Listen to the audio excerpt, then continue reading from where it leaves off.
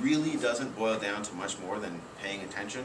But the more interesting things about this topic are how to, or where it falls in your terms of values and your ethics, etc., etc., etc. Although I am not a huge fan of Ayn Rand, one of the most interesting things and one of the most poignant things that she has said has been that if you don't really try to make other people be influenced by your values, they're not really your values. Like, you don't just like have these ideas and go like, well, anyone can think whatever. Unless you actually try to make people think that, then it doesn't really mean anything positively. But there's kind of like a tightrope. It goes on both sides. There's the other side of it is herd mentality, where the more people agree with you, the more right you become, and that's obviously kind of fucked up. So normally cold reading would be considered a tactic to swindle people or somehow get them out of their money.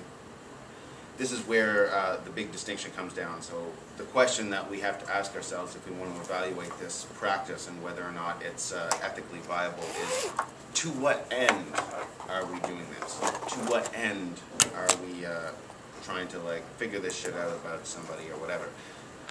For Thelemites, we are supposed to be a branch of Gnostics, and knowledge is power.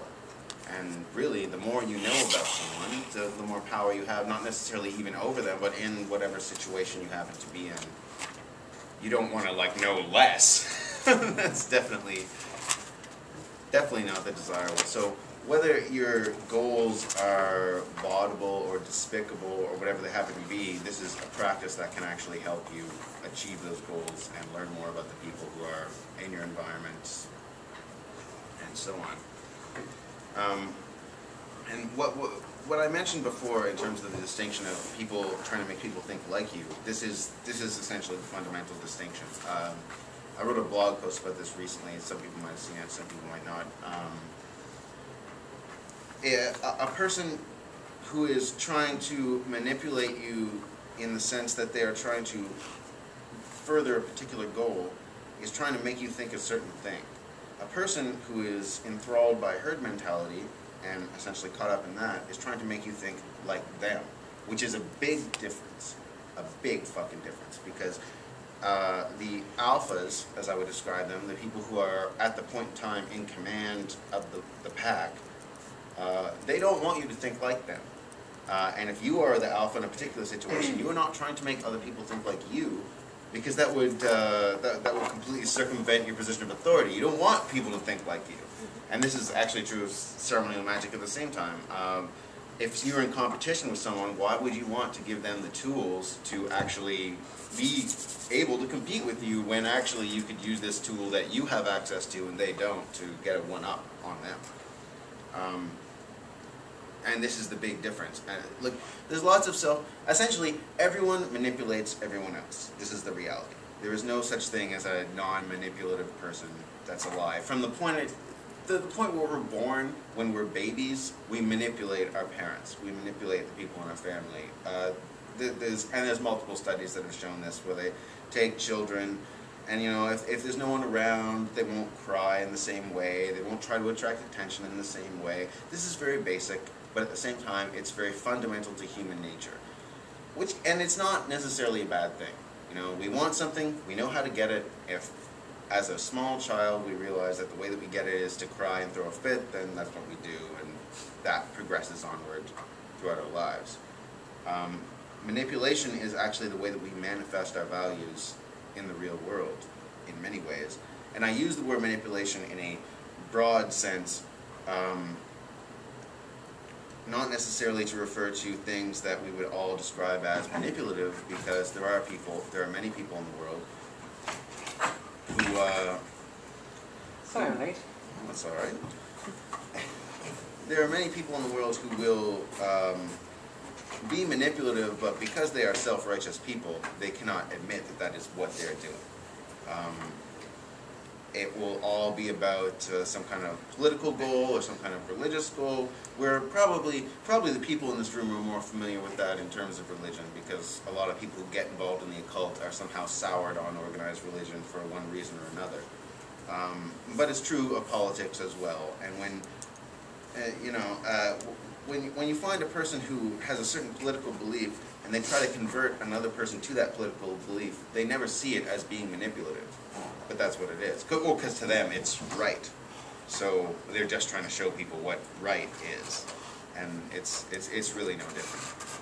This becomes an interesting question for those of us who are interested in Aleister Crowley and Thelema and the Book of the Law, because the Book of the Law is very clear about this. It says, argue not, convert not. We are not supposed to try to make people think the way that we do as Thelemites. That's not the point. But at the same time, it's also said that we should promulgate the law of Thelema. So where does that line exist? At what point are we saying convert not, and at what point are we saying we're promulgating the law? And I don't have a definitive answer for that, but I think that is a question that's up in the air that every Thelemite needs to seriously think about and seriously look at where that line is drawn for them. I disagree with the way a lot of people have answered that question, and then there are other people that I think, on both sides, honestly. Because there are some Thelemites who I think are very intelligent, very thoughtful people who could weigh in on conversations that they choose to completely opt out of, because they consider it a waste of their time to go online and argue with people who are obviously wrong or whatever in Thelema. And then there are other people who that's all they do, and their ideas aren't necessarily that interesting either. So there's two different extremes of the same thing. I think one is cowardly and the other is obnoxious. And it's where do you find the median between cowardly and obnoxious, basically? So there's this interesting dichotomy, which comes down to Thelema. What's not necessarily what Crowley doesn't necessarily make explicitly clear throughout his work is that he gets a lot from Hegel, the German philosopher. And there are times that he directly quotes Hegel and doesn't really attribute those quotes, which is unfortunate. And then he gets a lot from Nietzsche, which he does make a big deal out of.